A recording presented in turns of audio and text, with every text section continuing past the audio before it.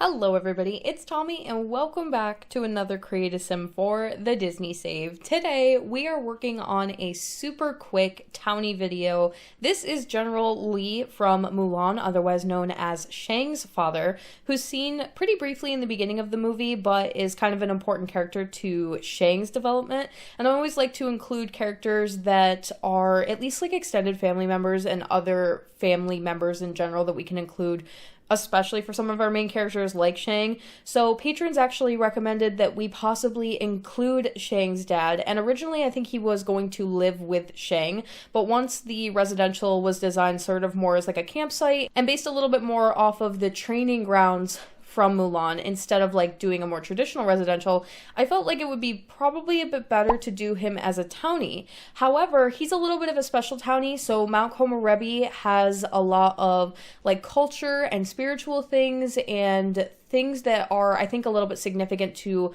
the world. So a lot like Forgotten Hollow, we wanted to maybe play with the idea of doing some townies or some characters in general that could live in Mount Komorebi that would be ghosts.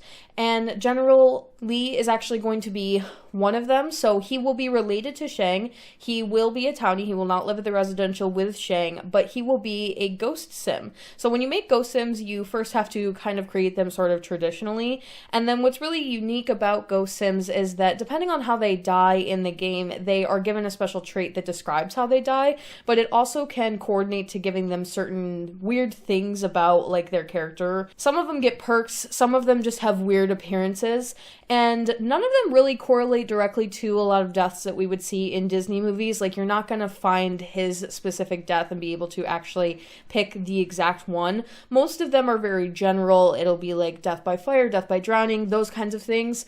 And so after going through the list and trying to find one that would fit as close as possible, but knowing full well that I wasn't going to be able to, I did decide that I was going to do death by overexertion. So basically, hopefully that means I can just enter a cheat and it will be able to kill him off that way, and then he will have like a special bonus little ghost trait that says that his death was exertion, and that had it listed as basically in the afterlife he would be more keen to relaxing and not being as active of a sim, which is kind of ironic to his character, I think, and really one of the closest ones that I could possibly find compared to his actual death in the movie. So unfortunately his ghost version is not featured in today's video. It takes sometimes way too long to actually kill them off, and I have to manually place them in the save and like go and find them, especially with these townie characters.